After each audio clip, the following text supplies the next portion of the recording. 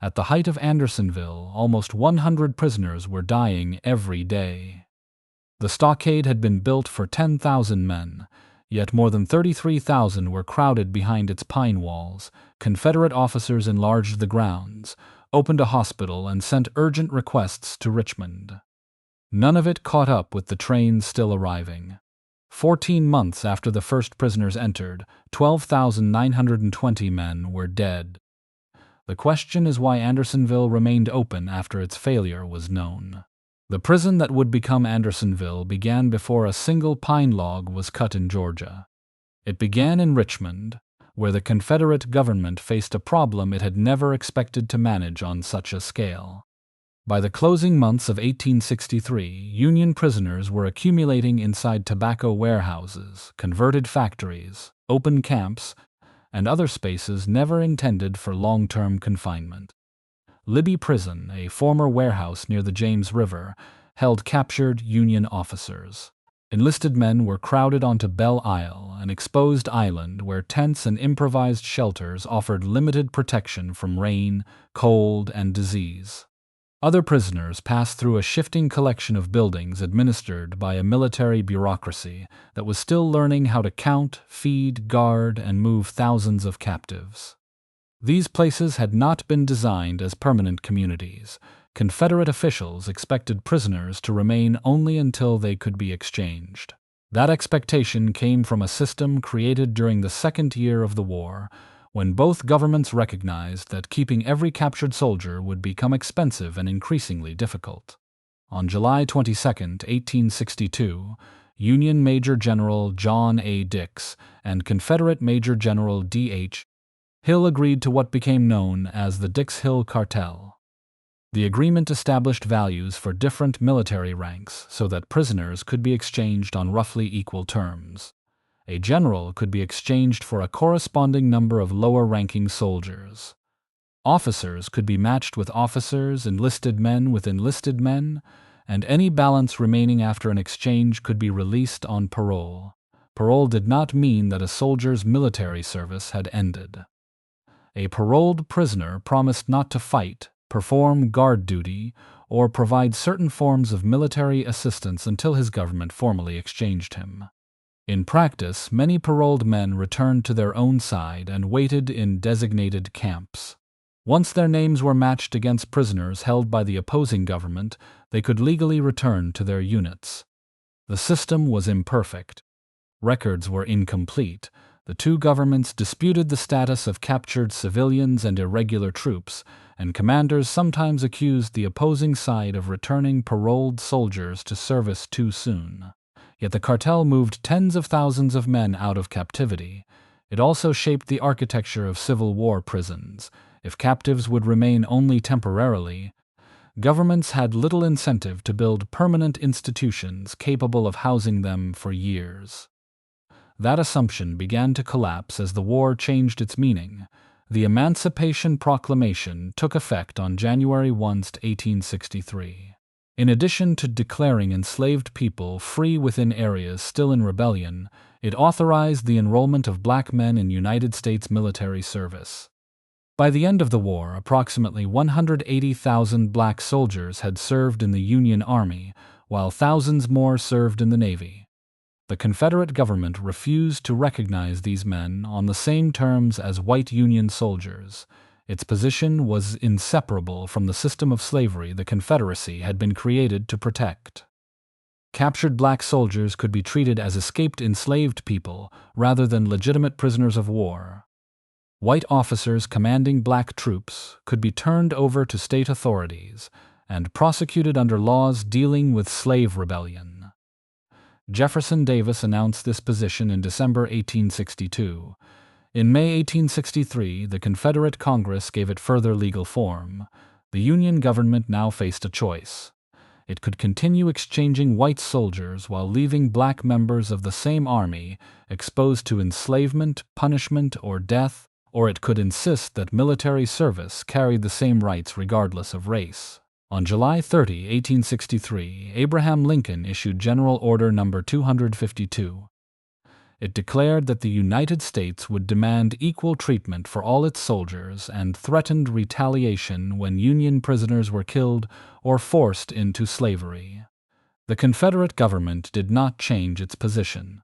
Large-scale exchanges had already become uncertain, and by August they had largely ceased. The consequences spread through every prison system maintained by both sides. Men who might once have spent several weeks in captivity remained for months. New prisoners continued to arrive while few departed. Camps in the north and south expanded, and the weaknesses of temporary facilities became more dangerous with every passing week. Later accounts often placed responsibility for the entire breakdown on Ulysses S. Grant. The chronology does not support that explanation. Grant did not become general-in-chief of the Union armies until March 1864, months after regular exchanges had nearly stopped. He later resisted proposals that he believed would return Confederate soldiers to combat while failing to protect black Union prisoners. Military advantage and disputes over paroles also prolonged the crisis. Union policy therefore mattered, but Grant did not create the original breakdown, nor can his later decisions explain why Confederate officials designed and operated their prisons as they did. By late 1863, Richmond could no longer safely absorb the growing population. Food was becoming harder to obtain, the city remained a major military target, and Confederate leaders feared that an advancing Union army might liberate thousands of prisoners who could quickly return to service. The government began searching for a location deeper inside the Confederacy. It needed railroad access, distance from Union cavalry, available timber, dependable water, and farmland capable of supplying food. The new prison was not conceived as an experiment in punishment. It was presented as a practical solution: remove prisoners from overcrowded Richmond, place them somewhere safer, and provide them from resources that Virginia could no longer reliably supply. On a map, a small railroad station in southwestern Georgia appeared to offer everything the Confederate prison system needed.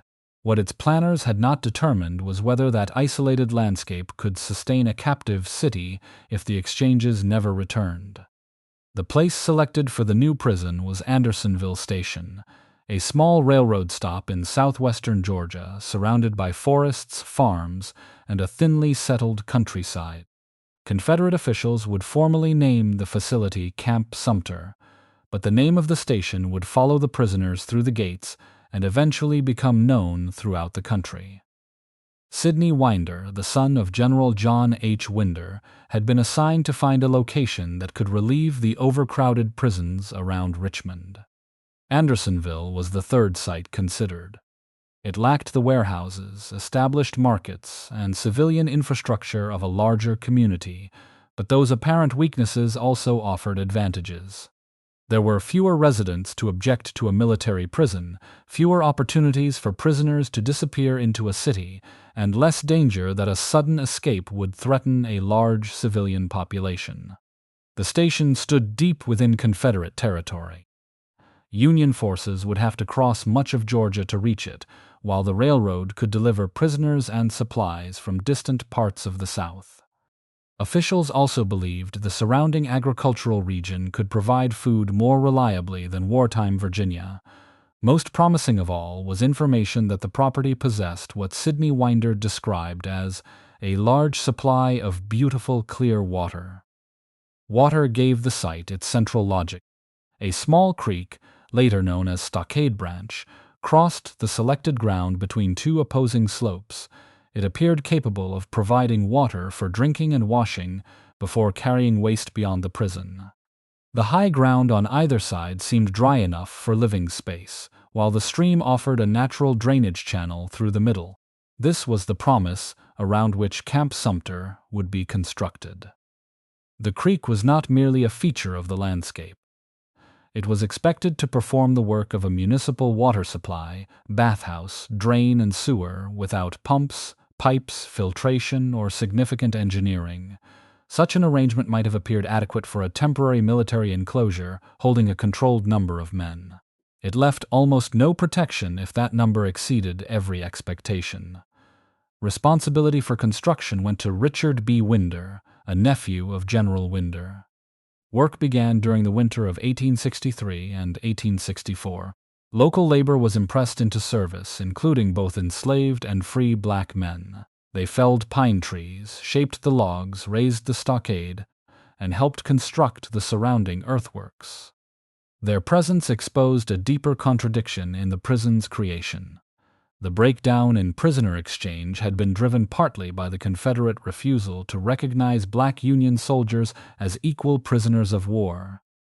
Now black laborers were being compelled to build the facility made necessary by that refusal.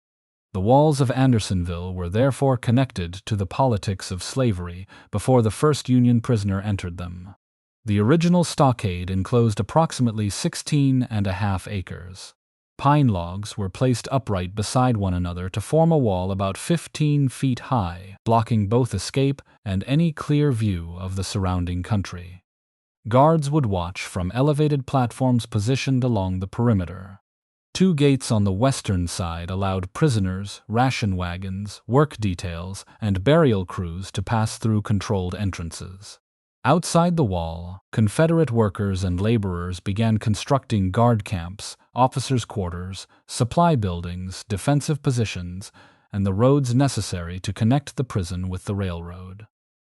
Earthworks were intended to protect the facility against a cavalry raid or a mass uprising. From a military standpoint, Camp Sumter was being shaped as a secure enclosure located far from the armies most capable of attacking it. Inside, the design was far less complete. The 2 hillsides descended toward the low ground along Stockade Branch. During ordinary weather, parts of the slope remained dry, but the center was vulnerable to mud and standing water. The usable area was therefore smaller than the figure of 16.5 acres suggested. Every path, drainage area, security boundary, and marshy section reduced the amount of land on which a prisoner could live. There was no engineered sewage system. The creek's ability to remove waste depended entirely upon the strength of its current and the number of people using it. Nor was there a separate protected source for drinking water. What entered the stockade from upstream would pass through the same landscape in which thousands of men washed themselves, collected water, and disposed of human waste. The prison also opened without enough barracks or permanent shelter. Confederate officials discussed shelter at different points, but construction never kept pace with the opening of the camp. Timber existed in the surrounding forests, yet turning it into usable lumber required labor, tools, transportation, sawmills, and money. Resources were directed first toward the walls, guard facilities, and defenses required to keep prisoners contained. The men sent inside were expected to create their own protection from the weather. Those who possessed blankets, overcoats, pieces of canvas, or tent material could stretch them across sticks. Others would have to trade for materials, dig into the hillsides, or sleep in the open. Camp Sumter had been designed to confine a population before it had been equipped to house one. The first prisoners reached the site on February 24, 1864. Later accounts sometimes gave the date as February 25 or February 27, but the surviving hospital register records prisoners being admitted on the 24th. A contemporary newspaper letter also described speaking with prisoners that day. Whether all of them immediately passed through the unfinished gates remains uncertain, but approximately 400 Union soldiers were already in Confederate custody at Andersonville. They entered a place that still carried the appearance of new construction. Freshly cut pine walls enclosed ground that had only recently been forest. Buildings remained unfinished, laborers continued working around the perimeter, and the surrounding defenses were still developing. From outside, Camp Sumter could be understood as a practical military project hurried into operation by circumstances. From inside, its missing provisions were immediately more important than its intentions. On February 27, only 3 days after the first prisoners appeared in the records, Private Adam Swarner died of pneumonia. The initial register identified him incorrectly as his brother Jacob, an error later corrected. Even the first death revealed how easily an individual could be separated from his name when information passed through hurried clerks, uncertain witnesses, and incomplete military records. Camp Sumter now had its first grave. In the weeks ahead, the trains would begin arriving faster than the prison could be completed. The first arrivals did not remain a small population for long. Throughout the spring of 1864, trains brought Union prisoners south from Richmond and from battlefields across the Confederacy. During the busiest periods, approximately 400 new captives reached Andersonville each day. Every train transferred another military problem through the gates, while almost no corresponding movement carried prisoners out. The stockade had been planned for 10,000 men, a number that already required careful use of 16.5 acres. That capacity assumed the creek would remain usable, waste could be controlled, and prisoners would have enough ground to create shelter. It also assumed that confinement would remain temporary. By early spring, each of those assumptions was beginning to fail. Among the men who entered on March 1 was Dorrance Atwater of the 2nd New York Cavalry. He had enlisted as a teenager and was captured during the Union retreat from Gettysburg in July 1863. Afterward, he was taken to Richmond and confined on Belle Isle, where he suffered repeated attacks of diarrhea and watched clothing and relief supplies pass through an unreliable prison bureaucracy. Atwater arrived at Andersonville before its name carried the meaning it would later acquire. The walls were new, the prisoner population remained below its eventual peak, and parts of the camp were still being completed. He would remain long enough to see open ground disappear, the stream deteriorate, and the burial records grow from a manageable register into one of the most consequential lists of the Civil War. Command inside the stockade was also changing. Captain Henry Wirtz arrived in early March with previous experience in Confederate military prisons. General John Winder described him as a reliable officer capable of controlling prisoners, but confusion initially arose because another officer reached Andersonville with similar instructions. The dispute was resolved, and Wirtz formally assumed command of the prison's interior on March 27. His authority included roll calls, internal security, punishment, and the distribution of rations and supplies once they became available. It did not extend cleanly over the guards, hospital, quartermaster, or every part of the surrounding post. Those divisions would later make responsibility difficult to assign. In the spring of 1864, Wirtz concentrated on the task he had been sent to perform, preventing a growing population from escaping. Prisoners were divided into detachments and smaller squads so they could be counted and issued rations. Daily roll calls became essential, but counting thousands of men in an open enclosure consumed hours and depended upon weakened prisoners standing in formation. Delays, missing men, attempted substitutions, and clerical errors complicated the process. As the population increased, a system intended to impose order became another burden on the people it was meant to organize. Wirtz also ordered the construction of a deadline. Approximately 19 feet inside the main stockade wall, workers erected a low rail fence that created a forbidden strip around the prison's interior. A prisoner who crossed it could be shot by the sentries above. The deadline was not unique to Andersonville. Similar boundaries existed at military prisons maintained by both the Union and the Confederacy. An open stockade required a way to prevent prisoners from reaching the wall before guards could respond. At Andersonville, however, the deadline removed additional living ground from an enclosure that was already too small. It also placed the possibility of sudden death within sight of nearly every shelter along the perimeter. Above the walls stood guard platforms known as pigeon roosts, positioned at regular intervals.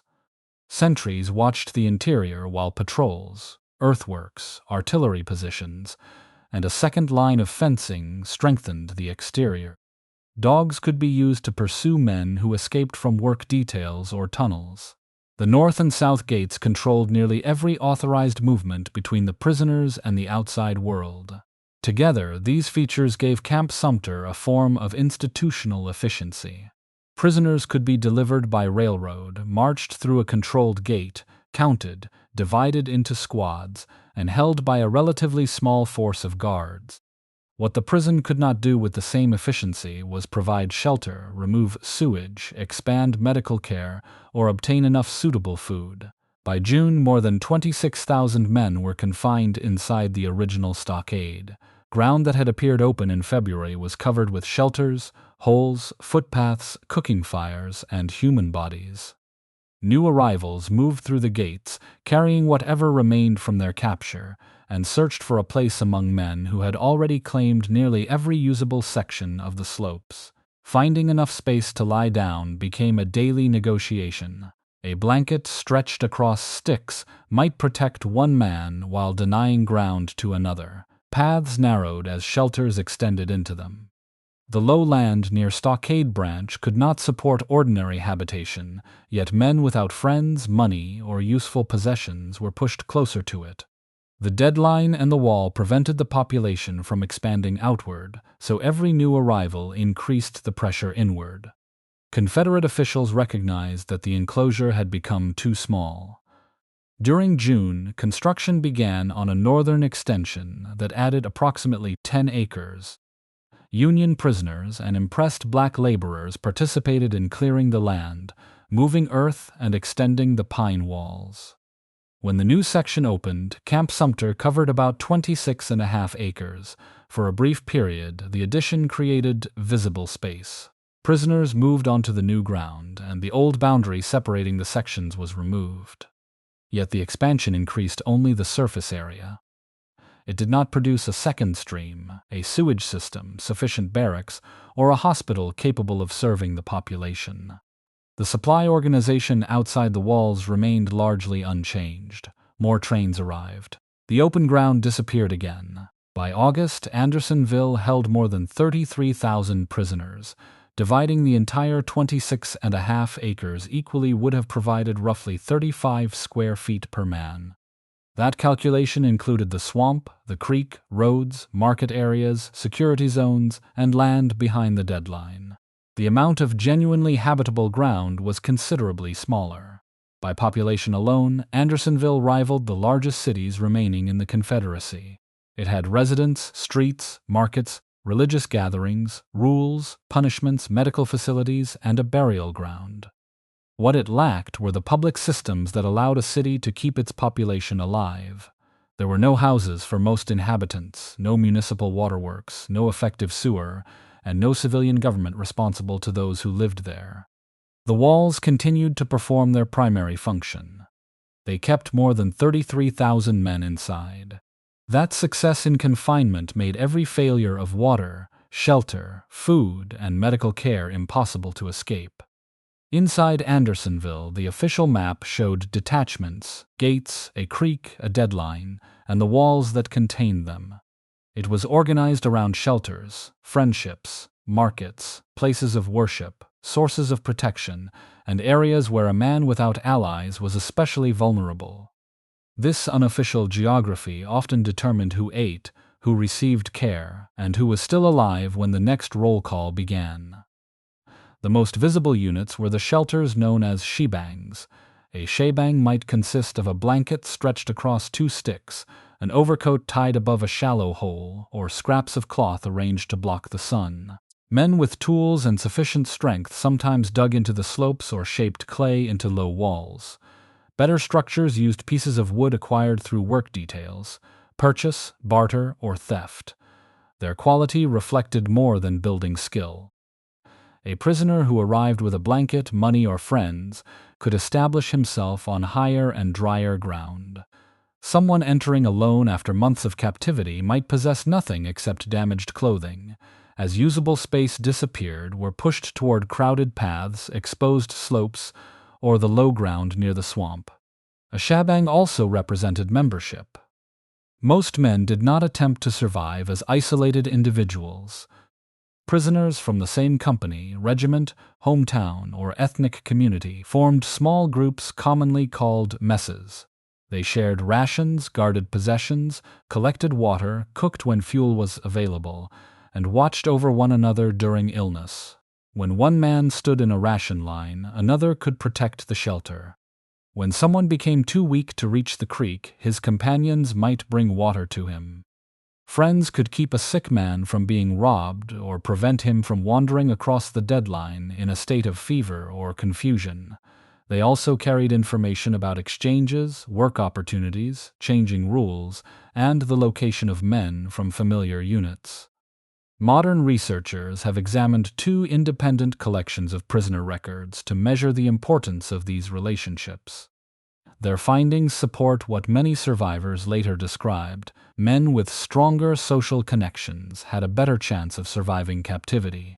The effect was especially visible when prisoners shared close ties through kinship, hometown, ethnicity, or prior military service. Friendship did not guarantee survival, and the evidence cannot reconstruct every act of assistance. Disease could destroy an entire group, while a man might consume his remaining food caring for someone who still died. Yet within a place without dependable public services, personal loyalty performed work that would ordinarily belong to hospitals, police, supply offices, and relief organizations. Human relationships became part of the prison's infrastructure. Commerce formed another part.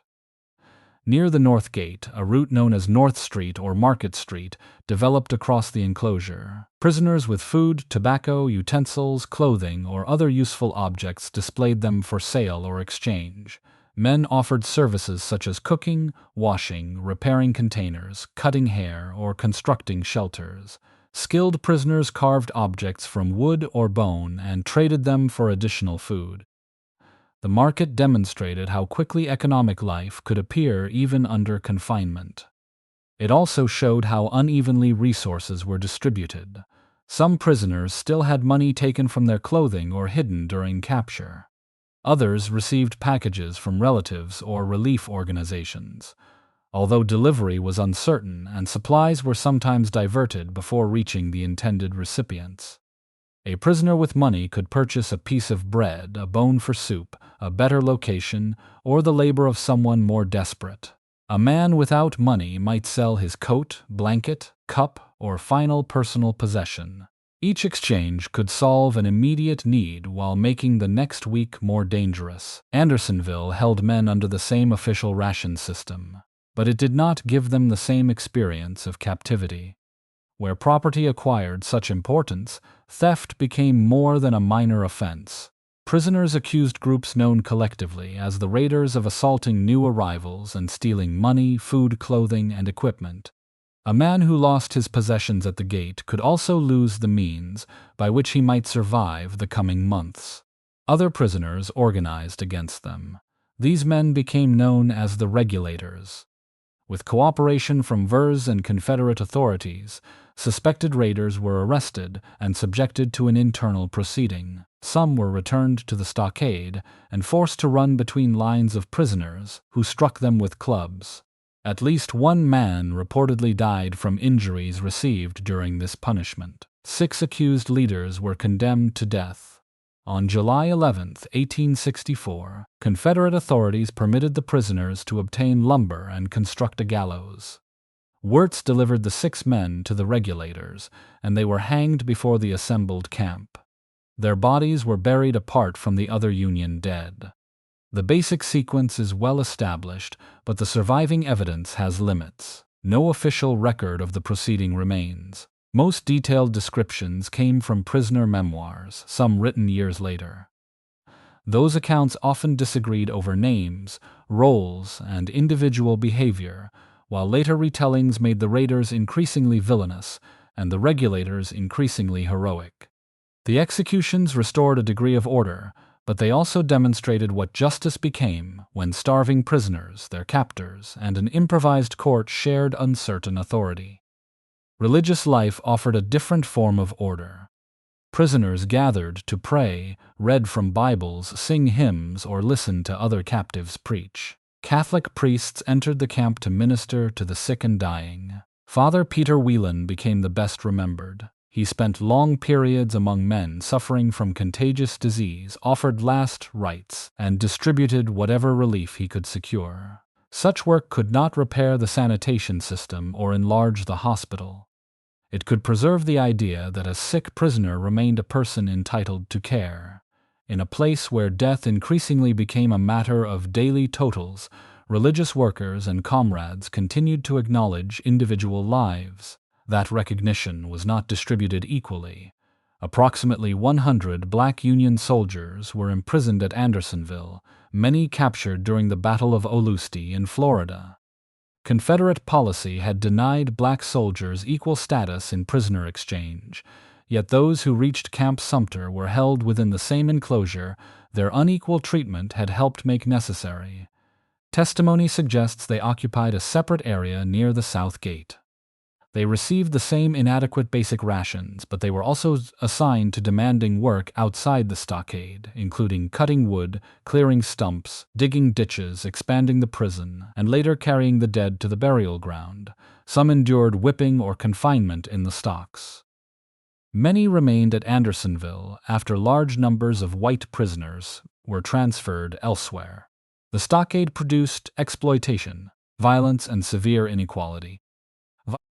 It also failed to eliminate loyalty, worship, mutual protection, or care. Survival increasingly depended upon whether someone would share food, protect a cup, carry water, or remember a name. These small communities could help a man live through another day. They could not prevent the prison's only stream from becoming part of the system that was making them sick. The stream running through Andersonville had been the strongest argument for building the prison there. By the summer of 1864, it had become evidence of how completely the original plan had failed. Stockade Branch still crossed the enclosure as intended, but it no longer carried anything that could reasonably be described as a dependable supply of clear water.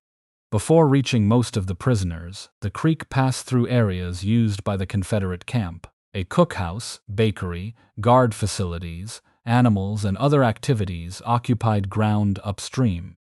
Waste entered the water before it passed beneath the stockade wall. Once inside, it moved through the most densely inhabited landscape in the Confederacy. The two hillsides within the stockade descended toward a low, swampy strip along the creek. Prisoners designated part of this ground as the sinks, the camp's principal latrine. At a much smaller prison, flowing water might have carried some of the waste beyond the walls. Stockade Branch was too shallow and slow to remove what more than 30,000 men deposited around it. Mud, human waste, food scraps, ashes, and refuse accumulated in and beside the channel. Men washed themselves and their clothing near places where others collected water. Those too sick to reach the sinks relieved themselves close to their shelters. Rain spread contamination across the lower ground, while hot weather reduced parts of the stream and left stagnant pools behind. Civil War officers understood that filth and crowding contributed to disease, but they did not possess a modern understanding of bacteria, viruses, or waterborne infection. Many physicians still explained illness through foul air or poisonous vapors. Even where the connection between dirty water and sickness was suspected, Andersonville lacked the pipes, pumps, drains, tools, and labor necessary to separate drinking water from sewage. Prisoners could sometimes reduce the risk by boiling water, but this required a container and fuel. Neither was routinely supplied in adequate quantities. A cup, tin plate, canteen half, or kettle therefore became essential property. Men without utensils might use pieces of wood, damaged containers, or whatever could be purchased from another prisoner. Fuel presented another difficult prison. Access to firewood was controlled. Work details sent outside to collect it created opportunities for escape, leading authorities to limit them. Men who received uncooked food could possess a ration yet have no safe way to prepare it. Cornmeal formed the foundation of the prison diet. Its quality varied, and some meal was coarse or inadequately sifted. The prison bakery could convert part of it into bread, but its ovens could not consistently serve the entire population. When meal was issued directly, prisoners mixed it with water and attempted to bake or boil it over small fires. Poorly cooked cornmeal was difficult for already weakened men to digest. Meat, beans, rice, peas, molasses, vegetables, and salt appeared in varying quantities, but none arrived with sufficient reliability. Fresh vegetables were particularly important because their absence contributed to scurvy. A prisoner could consume enough material to delay starvation while still lacking the nutrients required to preserve his gums, skin, blood vessels, and ability to resist infection. The Confederate States faced genuine shortages by 1864. Railroads were deteriorating, armies competed for supplies, inflation weakened the currency, and military operations disrupted agricultural production. Andersonville's hunger, however, cannot be explained by scarcity alone. The prison had been placed in an agricultural region because officials expected local farms to feed it. Many farmers resisted selling crops to the government at fixed prices paid in Confederate currency. Private buyers could offer more valuable money, while some large planters continued using their land for cotton rather than food. A government tithe required agricultural producers to surrender part of their crops, but collecting and transporting those supplies remained difficult. Confederate purchasing rules made it possible for food or lumber to exist near Andersonville without reaching the prisoners.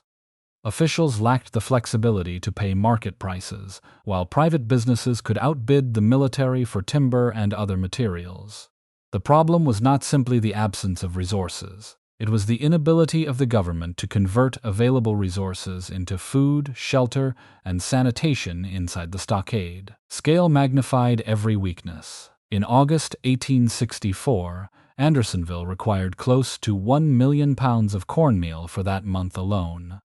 A delayed wagon, damaged rail line, unwilling supplier, or accounting dispute no longer affected a few hundred men.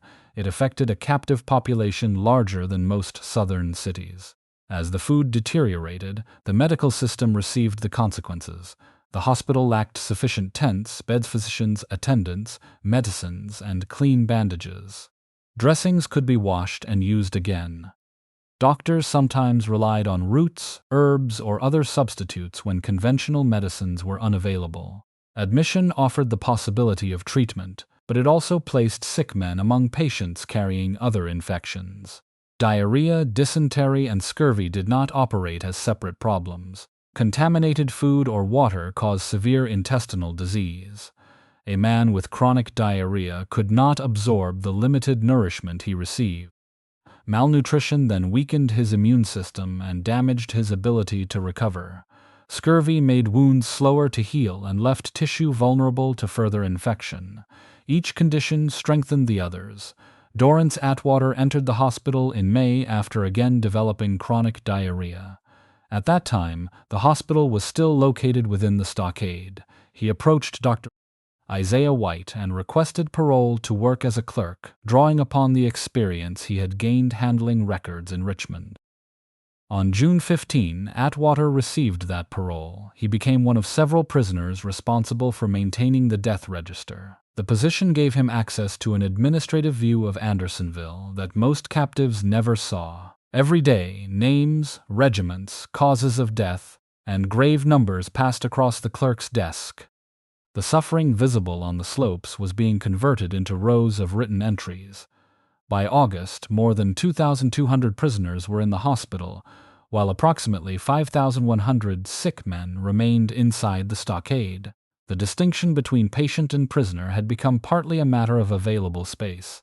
During that month, about 2,993 men died, an average approaching 100 deaths each day. A heavy rainstorm offered a limited interruption.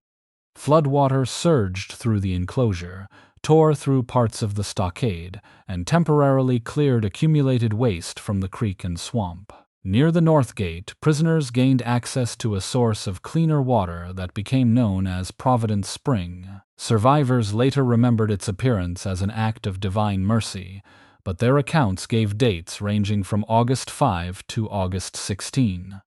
The storm may have opened a new channel or revealed a spring already present beneath the ground. It provided valuable water, but it could not supply every need or reverse the diseases already established among thousands of men. Andersonville was no longer merely a prison with inadequate conditions. Its stream, swamp, slopes, walls, diet, crowding, and medical shortages now worked together as a system of disease. By August, this truth was no longer confined to prisoner testimony. Confederate inspectors entered Camp Sumter, measured what the prison had become, and sent their conclusions to Richmond. Andersonville did not have a single commander who controlled every part of its operation.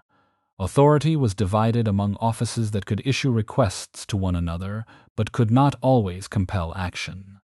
This structure made the prison difficult to manage in the spring of 1864. By summer, it also made responsibility easier to avoid. Henry Wirtz commanded the interior of the stockade. He organized roll calls, enforced discipline, supervised the movement of prisoners, and managed the distribution of rations and supplies delivered to the gates. He could punish individuals or entire squads by withholding food. He could order prisoners into the stocks and direct guards in matters involving the security of the enclosure. The wider military post had a separate commander. Guard regiments arrived with their own officers, many of whom outranked Wirtz and did not fall under his direct control. The quartermaster acquired buildings, tools, transportation, fuel, and construction materials through another chain of authority. The hospital answered to medical officers and the Confederate Surgeon General's department. Wirtz could request more guards, but he could not independently raise a regiment.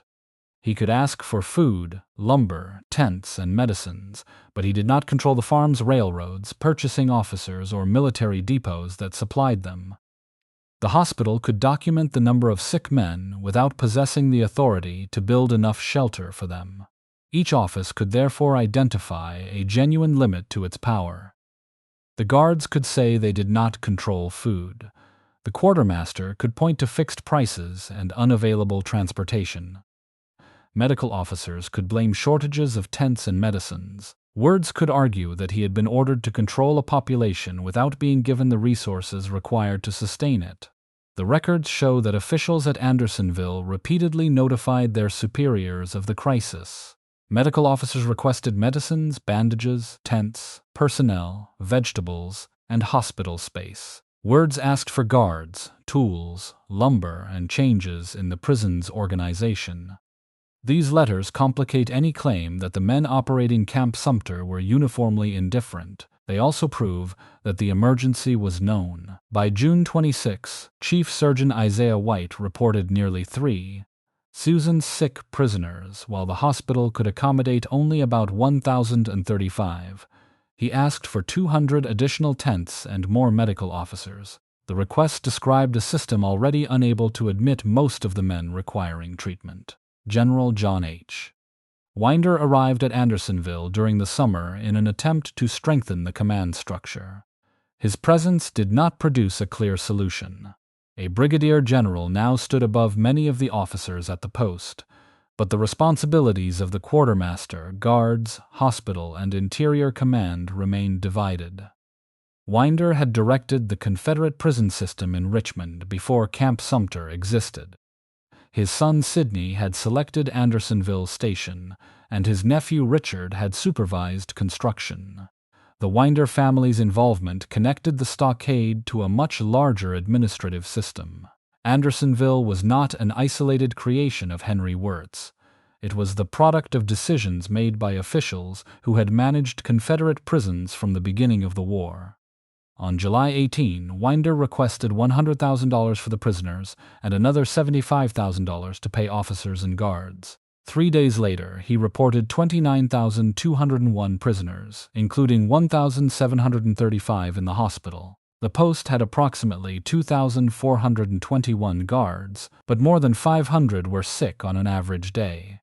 Even the force assigned to control the prison was being weakened by the surrounding conditions. By the beginning of August, the population had moved beyond 30,000. In a letter dated August 1, Wirtz acknowledged that proper policing was impossible when so many men were held in one enclosure. Long confinement, he wrote, had left thousands of prisoners depressed and indifferent to efforts at sanitation. He hoped an official inspection would persuade Richmond to provide what the prison required. That inspection was being conducted by Lieutenant Colonel D.T. Chandler of the Confederate Adjutant and Inspector General's office. Chandler examined the stockade, hospital, defenses, records, and administration. His report of August 5 did not describe a problem that could be blamed entirely on prisoners, weather, or wartime shortage. Chandler directed his strongest criticism toward General Winder. He recommended replacing him with someone possessing greater energy, judgment, and concern for the prisoners' welfare. Chandler reported that Winder had spoken of allowing deaths to reduce the population until the existing arrangements became sufficient. He also accused the general of taking pride in never having entered the stockade. Whether every statement attributed to Winder was recorded in its exact form cannot now be independently established. The larger conclusion of Chandler's report was unmistakable. He called Andersonville a disgrace to civilization and argued that some of its conditions could have been improved even with the limited resources available. The report traveled through the Confederate government.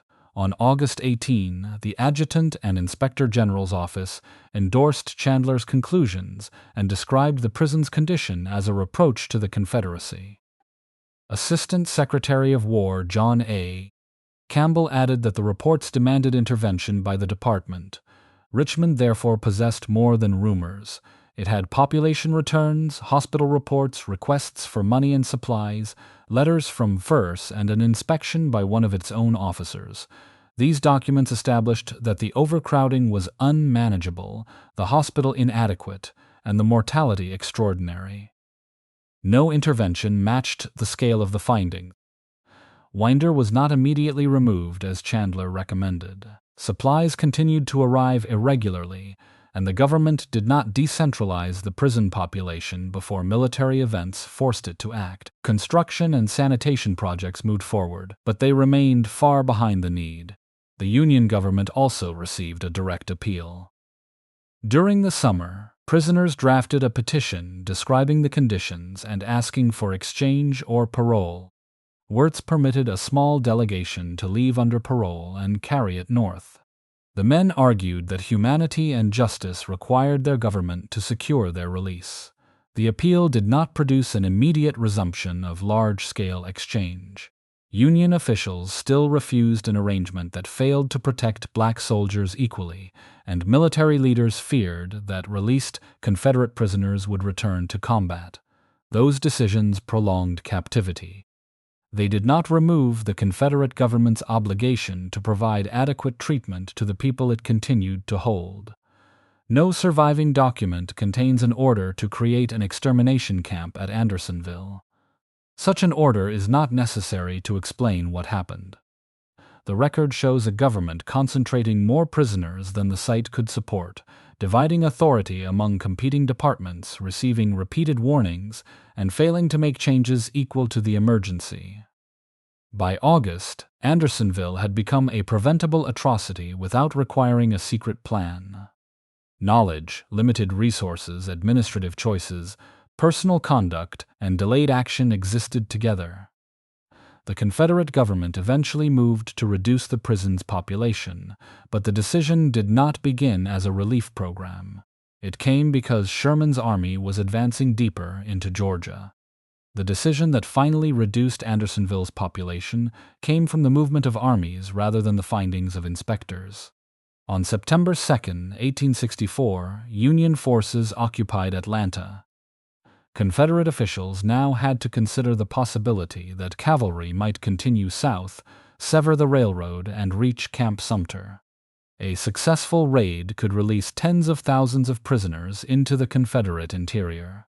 Even weakened men might assist the advancing Union army, while the guards at Andersonville were too few and too poorly equipped to resist a major attack. The remoteness that had once made the site secure no longer offered the same protection.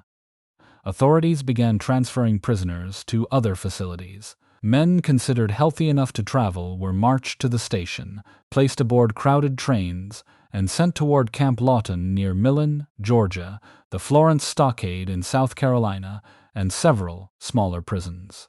Andersonville's crisis was being dispersed across the remaining Confederacy. The transfers did not operate as a medical evacuation.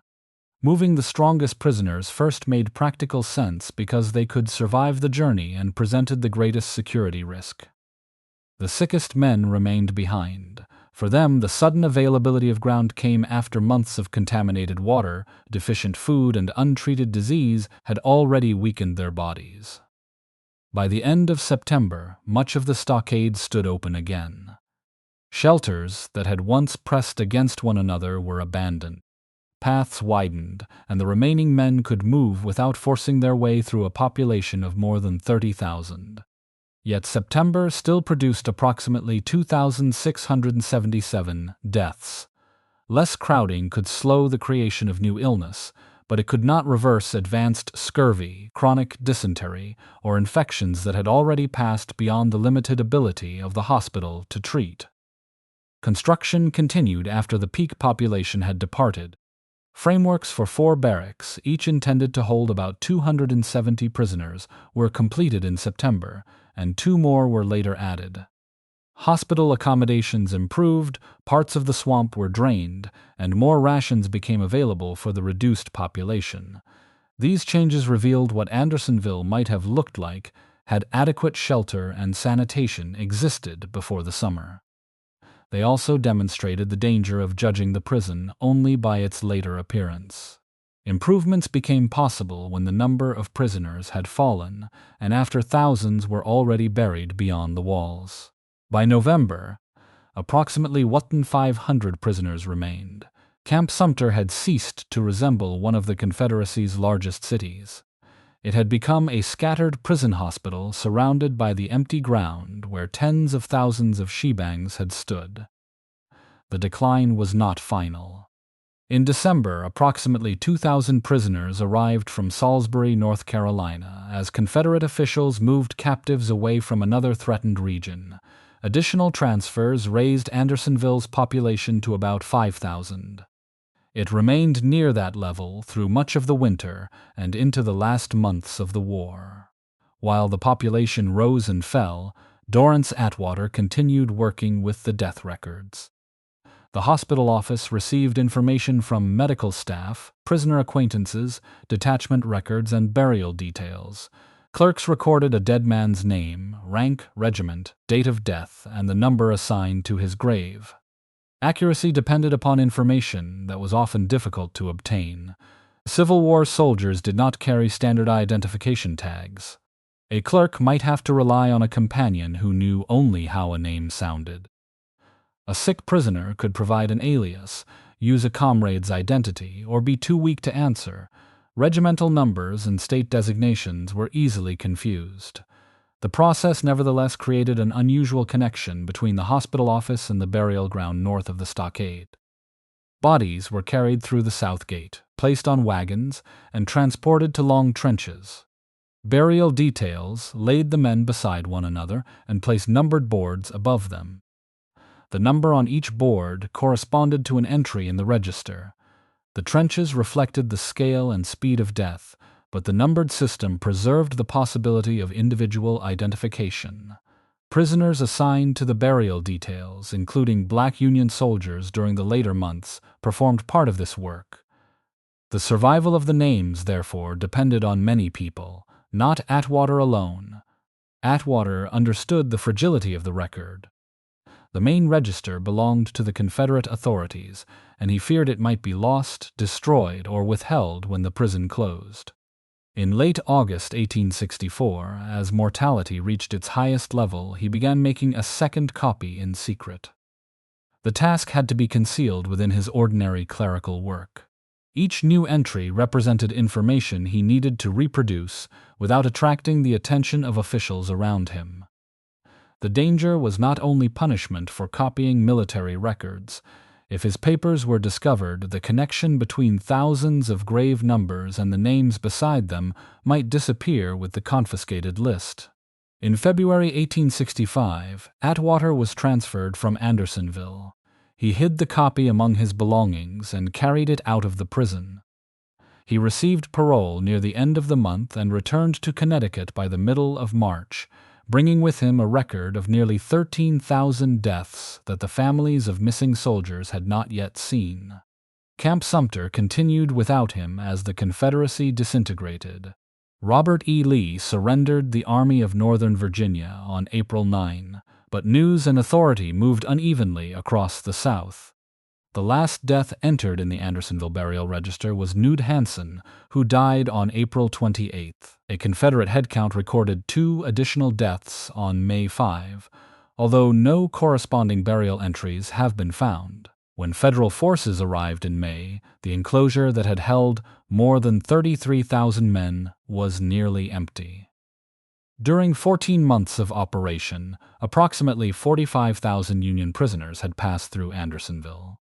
The total accepted by the National Park Service today is 12,920 deaths, close to 29% of all those confined there. The stockade no longer held a captive city, but its closing could not settle what had occurred inside it. Beyond the walls, row after row of numbered graves left a question that an empty prison could not answer. Who would be held responsible for the cemetery growing across the hill? Henry Wirz remained at Andersonville after the Confederate government around him had ceased to function. On May 7, 1865, federal officers arrested him at the prison site. He described himself as an instrument in the hands of his superiors and denied that he had created the conditions inside the stockade. The timing of his arrest shaped everything that followed. Robert E. Lee had surrendered less than a month earlier. Abraham Lincoln had been assassinated in April, and the federal government was investigating what appeared to many Northerners to be a wider Confederate conspiracy. Released Union prisoners, official reports, burial lists, and images of severely emaciated men had made Andersonville one of the most recognized symbols of Confederate cruelty. Nearly 13,000 soldiers had died there, yet the system responsible for them no longer existed as a government that could easily be placed on trial. General John Winder had died in February 1865. Other officials were scattered, imprisoned, protected by surrender terms, or beyond the immediate reach of prosecutors. Wirz was alive, in custody, and visibly connected to the gates through which almost every Andersonville prisoner had passed. He was taken to Washington and confined in the old Capitol prison. On August 23, a military commission began hearing the case against him. Major General Lew Wallace presided, while Colonel Norton P. Chipman served as the principal prosecutor. Wirz was tried by military officers rather than a civilian jury. The first charge accused him of participating in a conspiracy to injure the health and destroy the lives of Union prisoners. It named higher Confederate officials and alleged that inadequate food, contaminated water, insufficient shelter, overcrowding, punishment, and denial of medical care had been used together against the captives. The second charge accused Wirz of murder in violation of the laws and customs of war. Its specification concerned individual deaths allegedly caused by his actions or orders. Some accused him of personally killing prisoners. Others involved sentries firing under his direction, men dying in the stocks, or punishments imposed under conditions likely to cause death. The prosecution called nearly 150 witnesses during the trial. Former prisoners described the deadline, ration shortages, punishments, disease, and statements they attributed to Wirz. Confederate guards and officials testified about the command structure. Civilians and medical personnel supplied additional evidence. Government records, letters, inspection reports, death registers, and hospital documents gave the proceeding an administrative history as well as a human one. The evidence was not uniform in quality. Some witnesses had observed events directly. Others repeated stories circulating through a stockade of more than 30,000 men. Names and dates did not always match. Several alleged murder victims could not be identified with certainty, and the defense challenged testimony that appeared exaggerated or contradictory. This weakness later became central to arguments that the trial was politically motivated. The credibility of particular witnesses has been debated for generations. However, the disputed testimony represented only part of a much larger record. Andersonville's population figures, mortality, supply failures, medical conditions, and official warnings did not depend upon a single former prisoner. Both sides used the chain of command, but for opposing purposes. Prosecutors hoped to establish that Wirtz had acted as part of a conspiracy extending upward through the Confederate government. His attorneys argued that the same chain proved he lacked the power to correct the principal causes of death. The defense produced letters showing that Wirtz had requested food, lumber, medicines, guards, and changes in administration. He had warned that proper sanitation and discipline were impossible with more than 30,000 men in one enclosure. He could not control Confederate currency, agricultural policy, the railroad system, or the breakdown of prisoner exchange. These documents established that Wirtz did not design every part of the disaster. They also confirmed that he understood its scale. His authority may have been limited, but it was not non-existent. He controlled punishments, roll calls, ration discipline, and many orders given inside the stockade. Witnesses testified that he withheld food, used threats as a method of control, and issued instructions that placed individual prisoners in mortal danger. The laws of war in 1865 were less developed than they would become in the 20th century, but they were not absent. The Lieber Code, issued to Union armies in 1863, defined prisoners as captives of the government rather than the personal property of their guards. Existing military customs required that prisoners receive access to the food, clothing, shelter, and medical supplies available to the forces holding them. Officers could not automatically escape responsibility by claiming they had followed orders. The commission found Wirtz guilty of conspiracy and murder. President Andrew Johnson approved the sentence. On November 10, 1865, Wirtz was hanged in the courtyard of the old Capitol Prison as spectators watched from nearby buildings. He was later buried at Mount Olivet Cemetery in Washington. The execution did not resolve the question of responsibility. It concentrated the legal judgment upon one officer, while most of the people named as alleged co-conspirators were never brought before the same tribunal. In 1866, Johnson ended further military commissions of this kind, leaving the broader case against the Confederate prison administration untested. Wirtz is often described as the only Confederate executed for war crimes after the Civil War. That claim is inaccurate. Confederate guerrilla Champ Ferguson was tried and executed for killing Union prisoners and civilians. Robert Cobb Kennedy was convicted by a military commission and executed for his role in a plot to burn public buildings and hotels in New York City. Wirtz was unusual because the scale of Andersonville made his prosecution a national reckoning with the treatment of prisoners. The fairness of his trial remains open to legitimate examination. It occurred during a period of grief, anger, and political uncertainty. A military commission offered fewer protections than an ordinary civilian trial, and the prosecution sometimes attempted to prove more than its evidence could securely establish. Historians continue to disagree over whether the verdict reflected command responsibility, individual cruelty, or the public need to punish someone for Andersonville. That debate does not require a choice between complete guilt and complete innocence. Wirtz did not create the exchange crisis, choose every supply policy, or possess the authority to rebuild the Confederate prison system. He was also not a powerless clerk. His decisions affected the food, punishment, security, and physical safety of thousands of men under his immediate control. After the execution, competing memories hardened.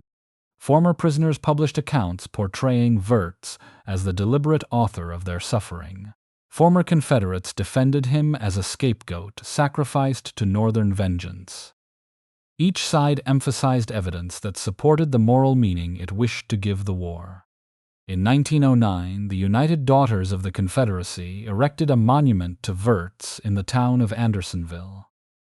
It stood apart from the cemetery where Union prisoners were buried and presented him as a martyr to a defeated South. The local landscape now contained two rival forms of remembrance: rows of graves recording the consequences of Camp Sumter and a monument defending the man punished for them. The court had condemned one officer. The nation still had to decide whether Andersonville itself would be preserved as evidence, transformed into a memorial, or used as another weapon in the continuing struggle over Civil War memory. In July 1865, the United States Army returned to Andersonville with a purpose different from liberation or punishment. The stockade was empty, but the burial ground north of it contained thousands of numbered boards. The immediate task was to determine whether those numbers could still be connected to individual men. Captain James M. Moore of the Army Quartermaster Department led the expedition.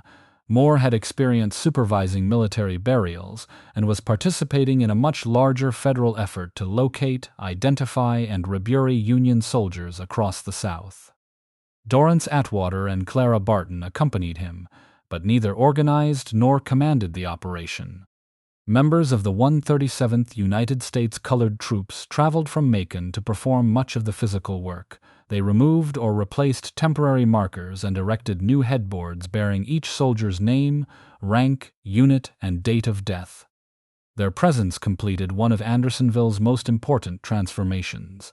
Enslaved and free black laborers had been compelled to help construct the prison. Black Union soldiers had later been confined within it, assigned to forced work details, and denied equal standing in the exchange dispute that helped create its overcrowding. Now black soldiers wearing United States uniforms were helping convert its burial ground into a national cemetery. The expedition relied upon more than one record. Atwater had carried his secret copy out of Andersonville, while federal authorities recovered Confederate hospital and burial documents after the war. The two sets of records could be compared with the numbered markers still standing above the trenches. Errors remained. Names had been written as they sounded, units had been confused, and some prisoners had used false identities. Nevertheless, approximately 95% of the Andersonville graves could be associated with names. At a time when roughly half of the Civil War dead rested in unidentified or unmarked graves, that level of identification was extraordinary. Atwater had preserved the connection, but his struggle with the record did not end at the cemetery.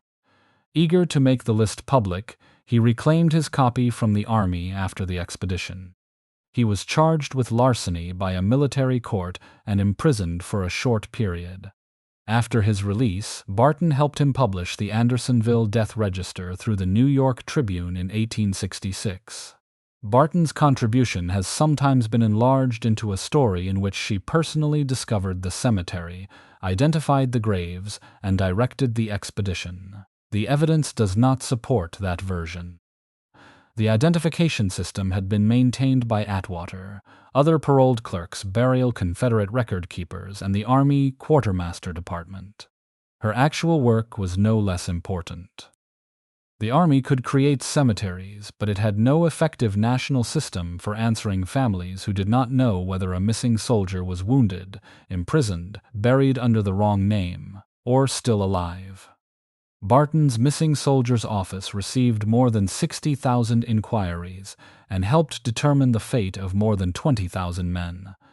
At Andersonville, she compared letters from families with the registers and wrote responses telling them where their relatives had died.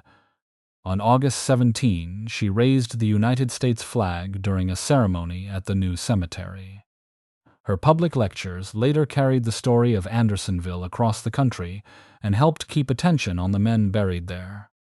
Andersonville National Cemetery was established in 1865. Unlike the stockade, it never ceased operating. Union prisoners remained at the center of its identity, but later veterans and eligible family members were buried beyond the original Civil War rows. The cemetery became both evidence of one prison and a continuing place of national military burial. The prison ground followed a less direct path. It returned to private ownership in 1875, leaving the physical site vulnerable to agriculture, deterioration, and the removal of material from the old stockade. In 1890, the Georgia Department of the Grand Army of the Republic purchased the property. The organization represented Union veterans, but it lacked the resources to maintain the site indefinitely. Control passed to the Women's Relief Corps, the National Auxiliary of the Grand Army of the Republic. The women accepted Andersonville as a sacred trust and began turning the former prison into a memorial park. They planted grass, flowers, pecan trees, and ornamental gardens. Roads and paths guided visitors through a landscape that had once been organized by walls, gates, and the deadline. The Women's Relief Corps also provided locations for state monuments. Between 1899 and 1916, memorials representing northern states appeared across the prison site and cemetery. These monuments honored the dead and ensured that the ground would not simply return to forest or farmland. In 1901, the Corps dedicated the Providence Spring House over the water source remembered by survivors. Its stone shelter gave permanent architectural form to a moment prisoners had understood as relief during the worst summer of their captivity. The structure preserved their memory, although it also transformed a rough water source into an orderly commemorative object. The creation of a park protected Andersonville while softening its physical character. Grass replaced bare, crowded earth. Trees offered shade that prisoners had rarely possessed. Monuments introduced dignity and permanence where the original buildings had been temporary and inadequate. Preservation did not freeze the landscape in 1864. It created a new landscape expressing how survivors and their descendants wanted the prison to be remembered. In 1910, the Women's Relief Corps donated the prison site to the United States. The War Department administered both the prison ground and cemetery, formally designating the former as Andersonville Prison Park in 1936. Congress authorized Andersonville National Historic Site in 1970, and the National Park Service assumed responsibility the following year. The meaning of the site widened again in 1998 with the opening of the National Prisoner of War Museum. Developed with the participation of former prisoners of war, the museum placed Andersonville within a history extending from the American Revolution through the major conflicts of the 20th century. Captivity, resistance, isolation, survival, and return became themes larger than the Civil War. That broader mission gives Andersonville national relevance, but it also presents a challenge. A universal story of American prisoners of war can obscure the particular choices that created Camp Sumter. Andersonville cannot be fully understood without slavery, the unequal treatment of black soldiers, Confederate economic policy, the collapse of prisoner exchange, and the administrative decisions that concentrated 33,000 men behind one wall. The landscape today contains each stage of that history. White posts trace the stockade's original boundaries. Reconstructed sections show the height and density of the pine walls. Earthworks record the fear of rescue and escape. Providence Spring continues to flow beneath its memorial structure. Beyond the prison ground, close rows of headstones preserve the scale of death more clearly than any surviving building could. Most of the wooden prison has disappeared, but its shape can still be read across the land.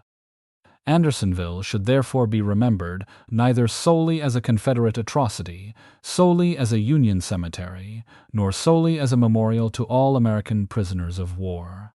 Each identity depends upon the others, but none should erase the specific history of the place.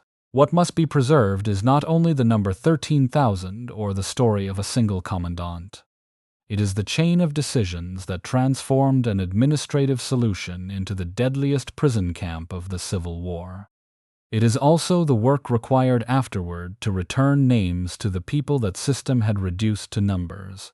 If you enjoyed this video, please like and subscribe to our channel so you never miss out on more fascinating stories.